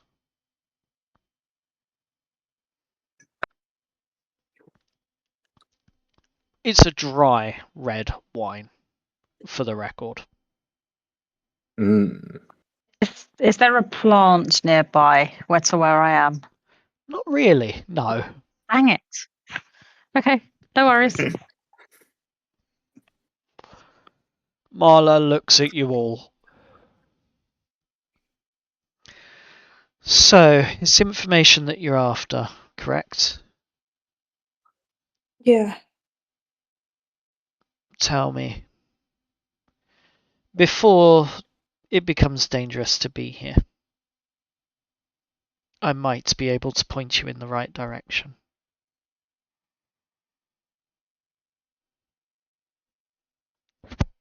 Chris would kind of look at the others, being like, do we think it's a good idea to say, or... Yeah, I trust Marla.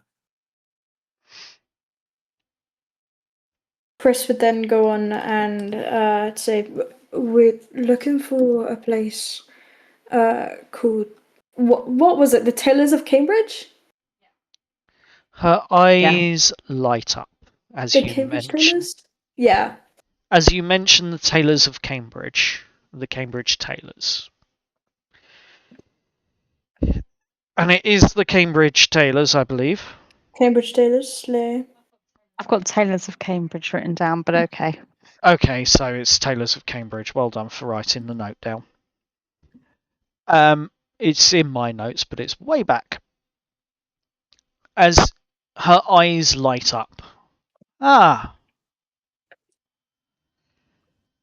So it's those two that you wish to see.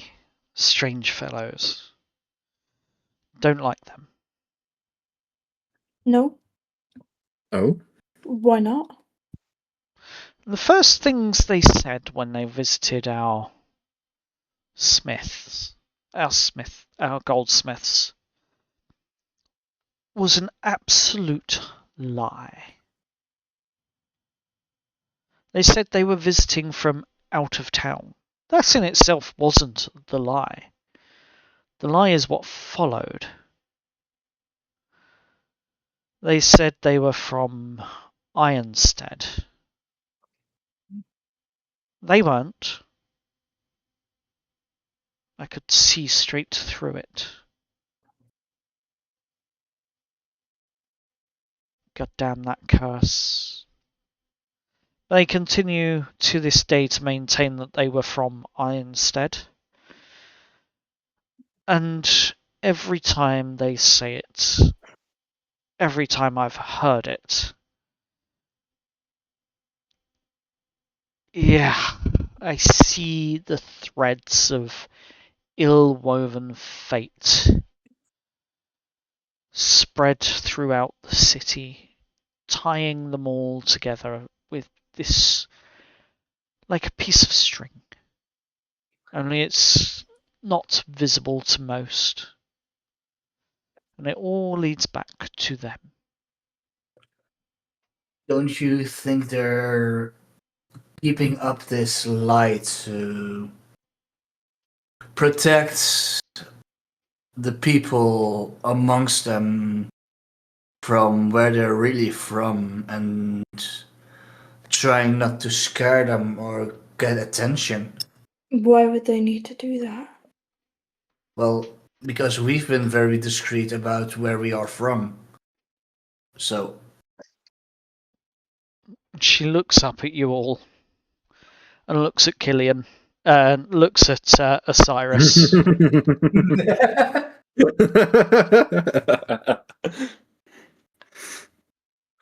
Osiris, where are you from? Yep. Hold on. I actually want to tell the truth on this. I need to go back into our DMs. I have this in my notes, but I can't find it. Hold on. I'm going back a bit. Yep. I think it was something with Storm. Hold on.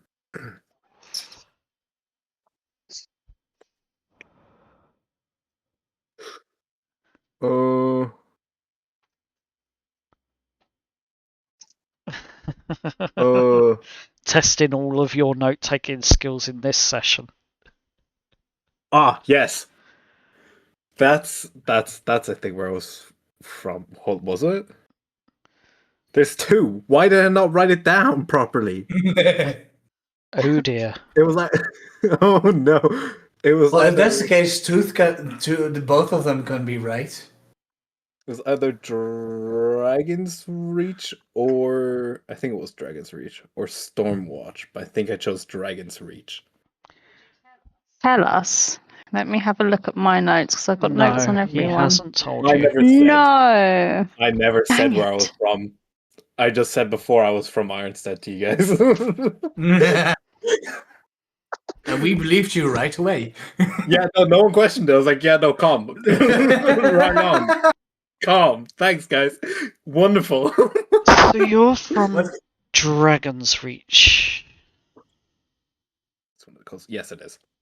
Yes, Dragon's Reach. I'm from Dragon's Reach. Truth. Now for the rest of you. You have come from somewhere else. That's correct. Nowhere that you all have heard of. Huh? We're from a totally different world, to be exact. Now there's And the you truth. said that we were meant to be discreet. It's not like we can lie in front of her. I'm Yeah. not saying that, but you keep flip-flopping whether we're gonna be discreet, but you're the one who always says, "Oh yeah, we're from another world." I'm just saying. I only say it when That's true. You've berated me. True, isn't it, Jess? It is true, isn't it? You've berated me for bringing out tech and things from our world and saying be discreet. I only tell the truth where we are from if we can trust the person we are talking to. I don't Osiris. see Osiris why we can't just let Aspen. people think we're crazy. Osiris, Aspen, Aura, and anyone else that isn't involved in that debate. Yep. You all look at Marla and you see her grinning from ear to ear.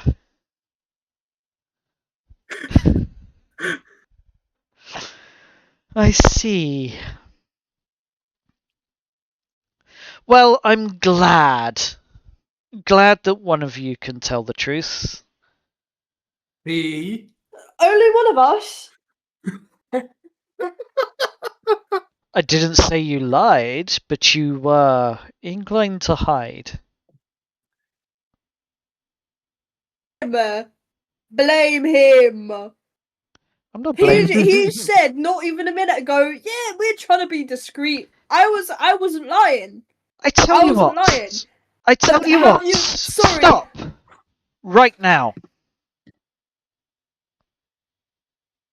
Because we do not want to raise our voices when guards could potentially be walking past.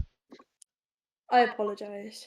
But ma'am, have you ever heard have you ever heard of Prestwick? No. Huh? It's nowhere that you've ever heard of. It's Did nowhere. I tell a lie? No, you did not. However, here's what the information is going to cost you. I will tell you gladly where these people are. I will tell you any other questions or answers that you have. But for each question you have, I want a story. A story from the world where you live. Is that fair? Yeah, that seems fair to me. Yeah, sure. Gary is looking. Stop sliding your feet. Gary is looking rather bemused and puzzled and confused as all of you have burst out this way.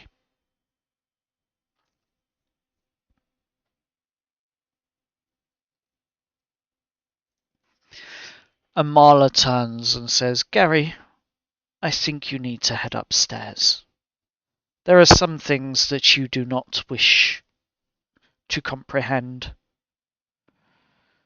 And with a wink, Gary stands up, winks at you, the party, and then heads upstairs. Marla turns back and says to you all, right, Taylors of Cambridge is not going to be an easy feat to get to. They are actually in the first circle of Ludinium. Ludinium. To get through those gates, you need to prove that you have something of value to trade. I can help you with that, as we are attached to the Royal Goldsmiths. However, I now need to hear a story from you. Chris, tell me a story from your world that you have come from. I mean, could you be like a bit more specific? Well, it's a strange world, isn't it? Strange to me, nowhere I've ever heard of, so you tell me. Tell me a story. Just a story? A story about what? Story about something that happened in your life. Right. Uh, I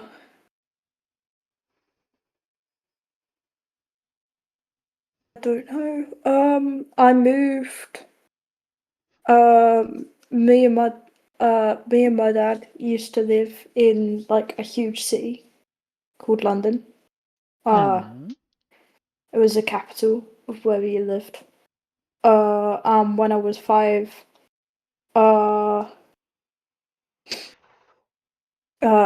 we moved away from London and moved up north, and my dad got started being a farmer, and I didn't know how long we were going to be there, but then it ended up he got a permanent job, so I've lived on that farm since I was 5.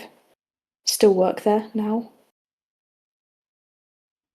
She frowns at the last part, but the rest of it she's happy with.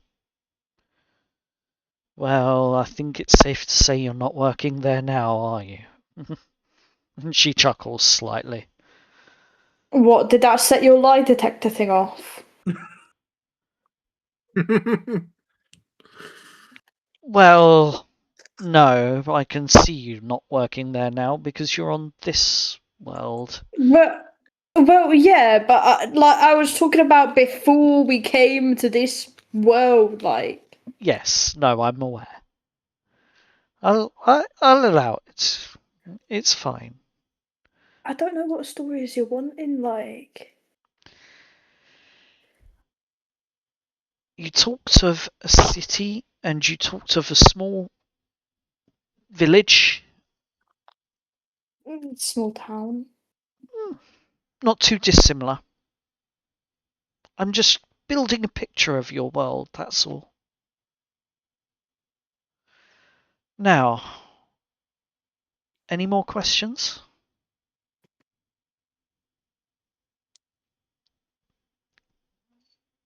What? You said there were 2 people Yes. who ran the shop? Yes. Their name's James, and her name. Oh, it's at the tip of my tongue. James and Victoria. They said their surnames were Cambridge. That was another little lie of theirs. It isn't. I don't know what it is, though. But that's what they said their surnames were, and that's what they established their business here as Taylors of Cambridge. But James and Victoria Cambridge. How long ago did they arrive? They arrived here in this town about 9 years ago. But I believe they've been here. They said they came to this part of the continent. Well, it would be 10 years ago now.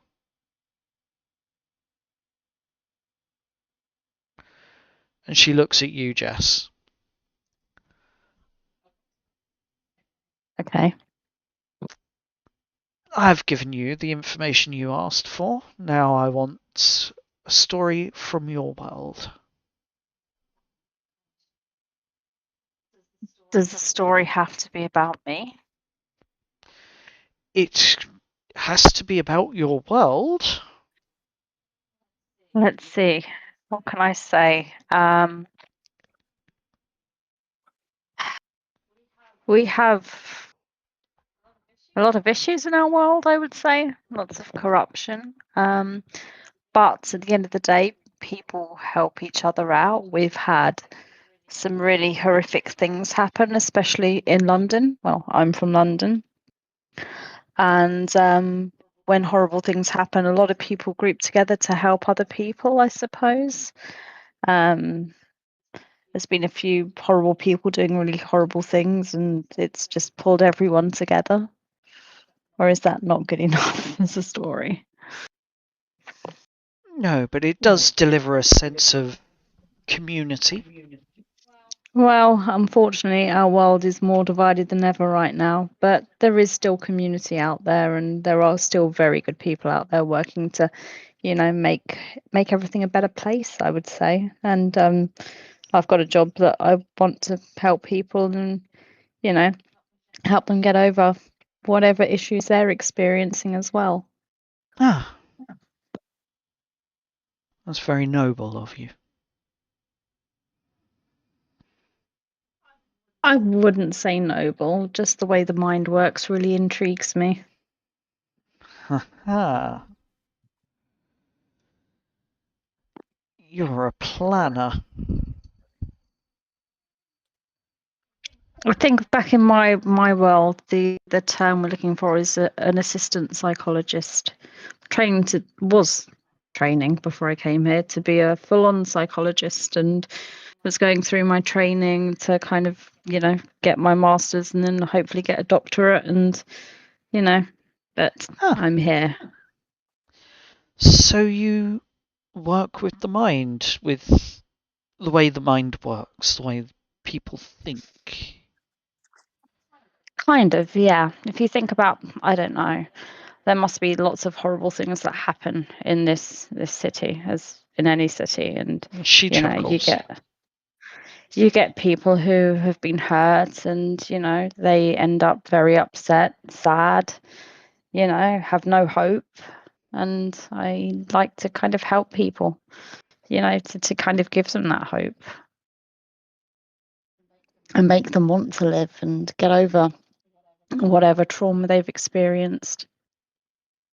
Fair enough. Well, you've answered my questions, so now it's fair that I answer one more of yours, if you have any.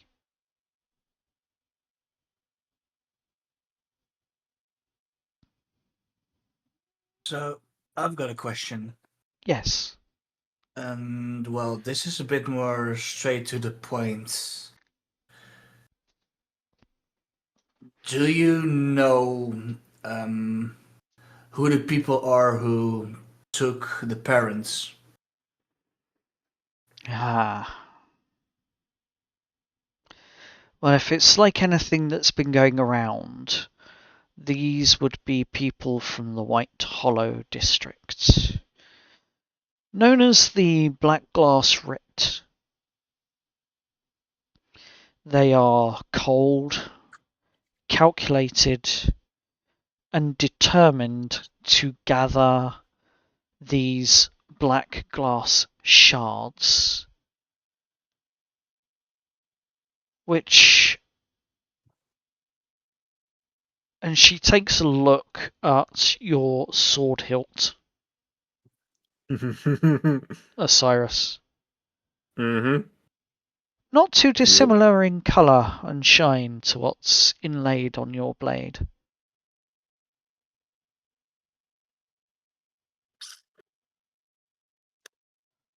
You already knew that information, so it doesn't need a story.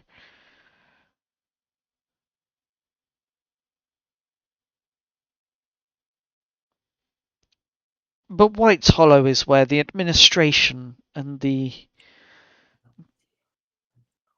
authority of the town and of this city generally comes from. It's much more militaristic than anywhere else other than Ludinium Center itself. So, yes. That's quite an issue if you want to get them out. That's definitely one way of looking at it. The other way of looking at it is more like it's a puzzle to be solved. With an incorrect jigsaw piece sat in the middle.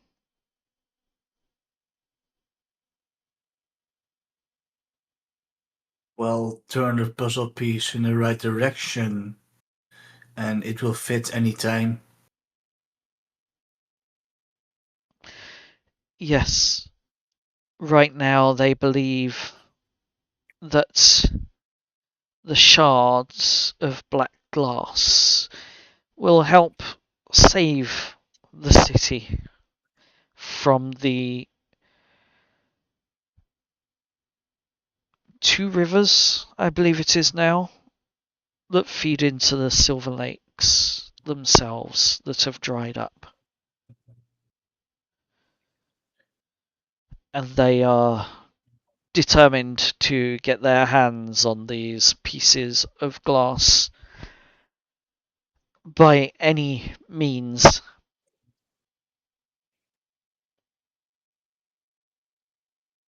And that's So a religious cult, you could say. a religious cult with a religious cult with training. Yes. Steve. Yeah. She looks at you expectantly.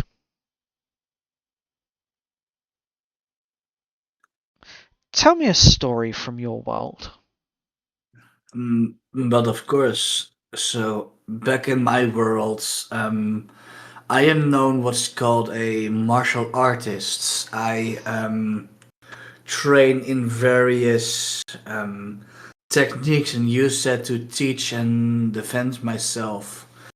So back when I was training in the country that's called Japan, imagine a land with loads and loads of nature.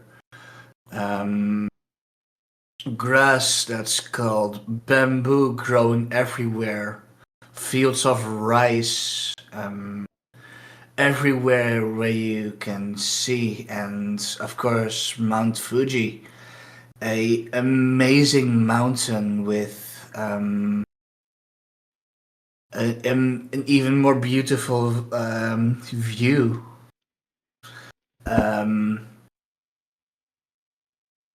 The training that I took was under various masters of the martial arts that I teach now to others. Not too dissimilar to the monks of the Lasting Mountains. Yeah, you could say something like that. Except the ones at the Lasting Mountains are tabaxi. Yeah, I don't know what that is. Chris just leans over to Osiris and just like, what's a tabaxi? Do I know what a tabaxi is? I'm assuming I do. You would, yes. We Okay. mentioned it, didn't we? We mentioned it in a few episodes. It's in Chris's book of species, and Jess got excited. Like cat-like yeah. creatures. Yeah. Oh, yeah. The catfolk. Oh, we looked at those. Yeah. All right. Yeah. I remember. And Chris just leans back. Well, I'm not sure there is much more that I can offer, but I will try to answer one more question. If you have any, that is.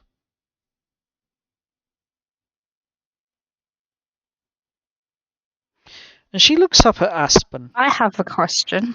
Yes. Going back to the Taylors of Cambridge, you said they arrived on this continent 9 years ago. Do you suspect they're from this world or from our world? They said that they arrived on the continent 9 years prior, but they arrived in this city 9 years prior.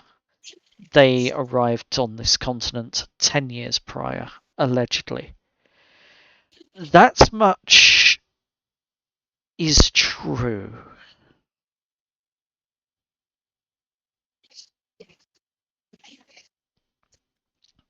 However, when they lied about where they came from, I did know immediately.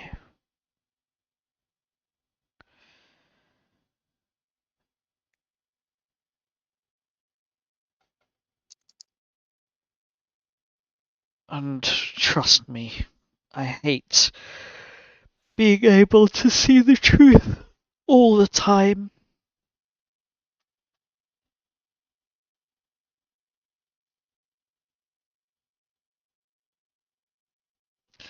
You'd think it'd be a blessing, but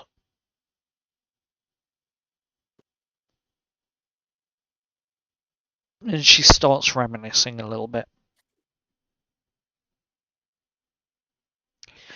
Knowing the truth is being told or not at all times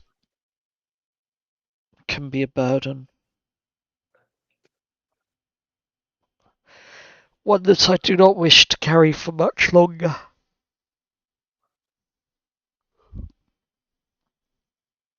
It's tiring, knowing when people are lying to your face. Knowing when people are being... What's the word for it? Facetious?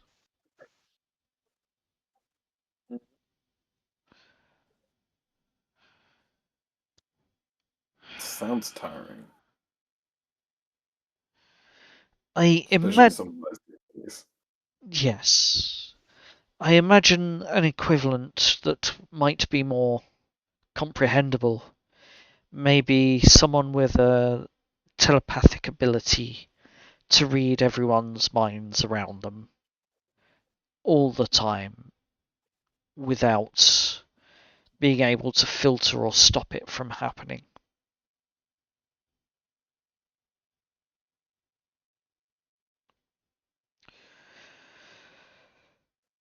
It is tiring, but it has got its uses. Your stories from this other world, what did you call it? What was this world called? Earth. Earth. It is nothing that we've heard of, per se. It's not any of the realms that I'm aware of where we've heard the stories come from afar, where people have travelled through the astral sea. But I do believe you. And it'll make for some interesting research. The stuff you mentioned about the Fae and the time differences. Yes. I'm slightly interested in that as well, because as far as I'm aware, this place and our home have differing ways that time work. Ah, yes. Something that is quite evident when you look at James and Victoria themselves. They don't appear to have aged much at all. Here. In 10 years.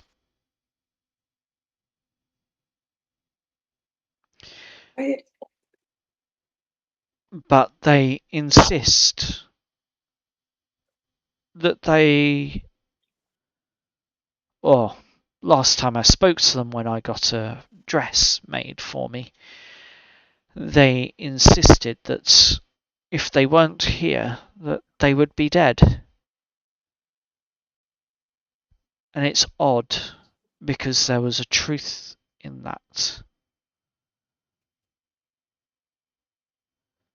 So, I imagine, yes, time would flow differently there to here.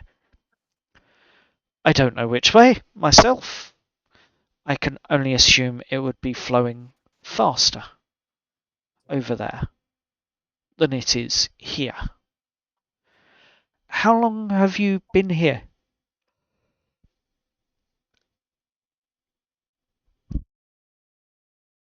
How long have we been here, DM? You've been keeping notes. I haven't been keeping track of the days, just the sessions and towns and place names and people we meet. I think it's 2 been here about weeks-ish. a month. About a month. Is it a month? I thought it was about 2 weeks. 2-3 weeks. Around, yeah, I'd say. I think the last time we talked about it was, it would be like 3 weeks. Because they spent, 3 weeks. Yeah, because 3 months have passed in our world. Yes. Aura pipes up at this point, mentioning that when she saw a vision of Earth through Shantae and prayer, 3 days had passed here, and 28 days had passed there on Earth.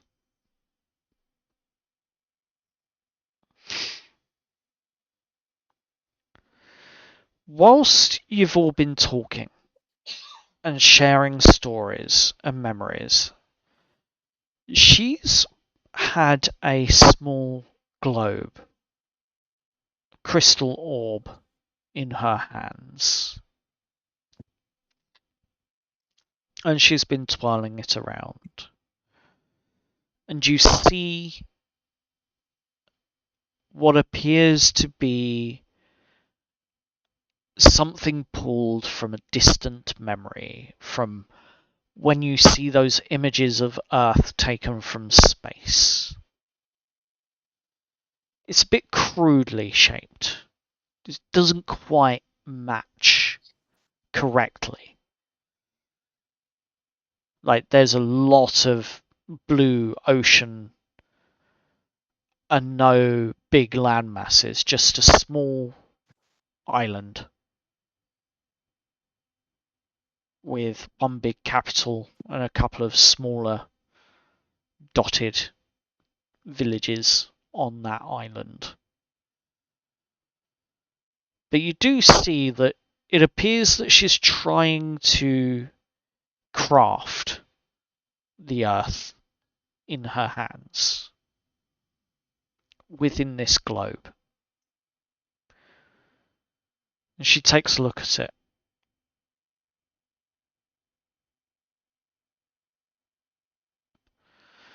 Can I? Oh, because Google Maps doesn't work where we are. I was going to say I would have got out my phone if there's charge and tried to show her what it looked like.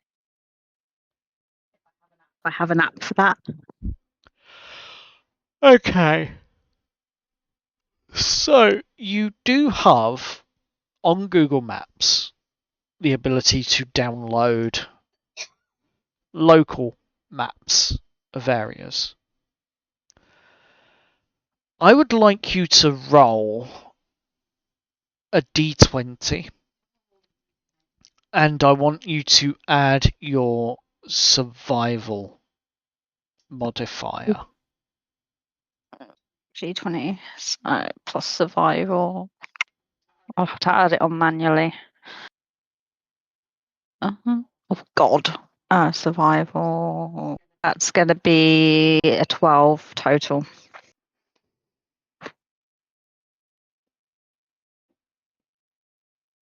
You had to download a map of England, like an A to Z, for your journey from London to the Lake District, where you had your game of Dice and Destiny. That information you know is saved on your phone.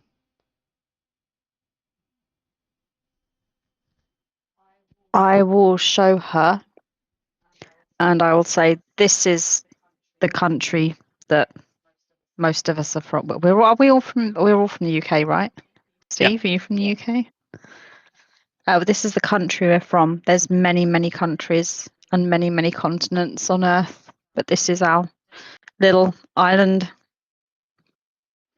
And she takes a look at it, not really understanding what she's seeing, what this device is, as she's holding this little glass bauble in her hands. And you see England and the UK, as it were, becoming a bit more clearly defined. It still looks off because there's nothing else surrounding it, no other continents, no other land masses. Just the UK and Ireland, but that's it.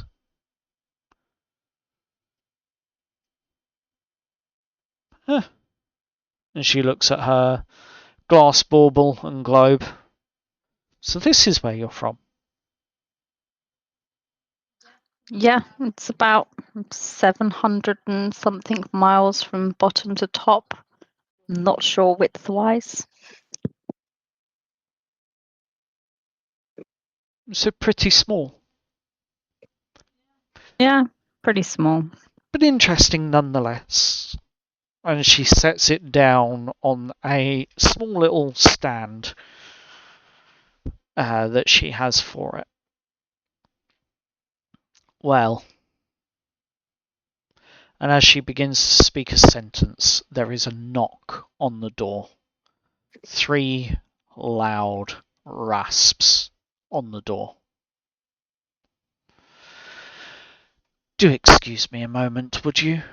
I will be back shortly. Can I take a quick sniff for a perception check if it's anything